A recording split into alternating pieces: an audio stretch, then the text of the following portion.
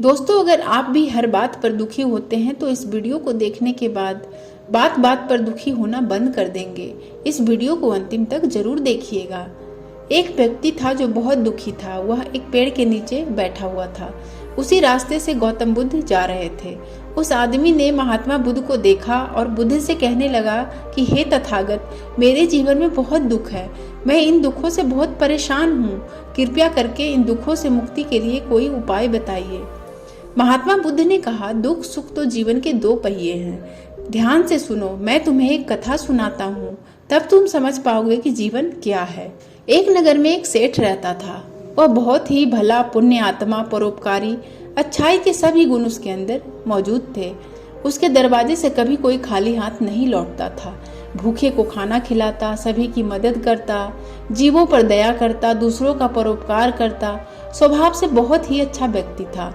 एक दिन एक व्यक्ति उसके दरवाजे पर आया। वह एक पर्ची लिए हुए था। उस व्यक्ति ने सेठ से कहा, मान्यवर, मैं बहुत गरीब हूँ। मैं थोड़ी बहुत कहानियों की किताबें बाजार से खरीदता हूँ और फिर उन्हें घूम घूम कर बेचता हूँ। मेरा रोज का यही काम है। लेकिन मेरी सभी किताबें आज बिक गई। उनसे जो पैसे मिले वह भी कहीं गिर गए। मेरे पास अब दूसरी किताबें खरीदने के लिए पूंजी तक नहीं बची।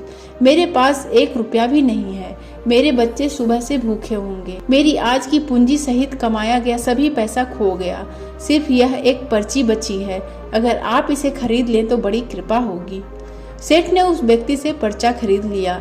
वह जितना दिन भर में कमाता था, उस पर्चे का सेठ ने उसकी कीमत दे दिया। वह व्यक्ति सेठ का धन्यवाद करते हुए वहां से चला गया। सेठ ने उस पर्चे को बिना देखे ही अपनी पगड़ी के एक छोर में बांध लिया। उस सेठ से ईर्ष्या करने वाले कुछ लोग थे। एक दिन किसी बात पर उन लोगों ने सेठ की शिकायत राजा से कर दिया। राजा सच्चाई को जाने बिना ही सेठ को कारागार में बंद कर दिया। उस समय सेठ भी बहुत दुखी हुआ।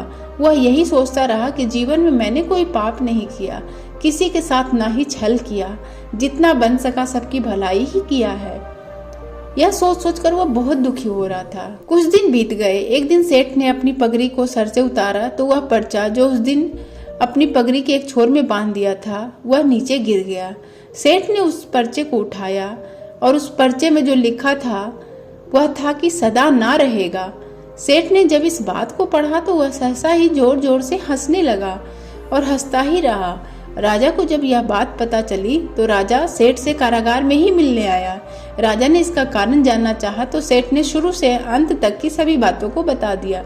राजा शर्मिंदा हुआ और सेठ को जेल से रिहा कर दिया।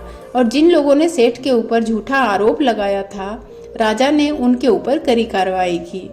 यह कथा सुनने के बाद गौतम बुद्ध बोले, सुख और दुख जीवन के दो पहलू हैं जो कभी भी सदा नहीं रहता है। आज दुख है तो कल अवश्य सुख आएगा, और अगर आज सुख है तो कल अवश्य दुख आएगा। जिस तरह दिन के बाद रात होती है और रात के बाद दिन होता है, उसी प्रकार सुख और दुख आते जाते रहते हैं, लेकिन यह सदा नहीं रहता। मनुष्य अगर सुखी है तो कभी भी अहंकार ना करे, और अगर दुखी है तो कभी भी परेशान ना हो। यही इस जीवन का मूल मंत्र है। न दुख सदा रहता है, न सुख सदा रहता है। महात्मा बुद्ध की बातों को सुनकर वह व्यक्ति प्रसन्न होकर वहां से चला गया। दोस्तों, आशा करते हैं कि आपको यह वीडियो अच्छी लगी होगी। वीडियो देखने के लिए आपका बहुत बहुत धन्यवाद।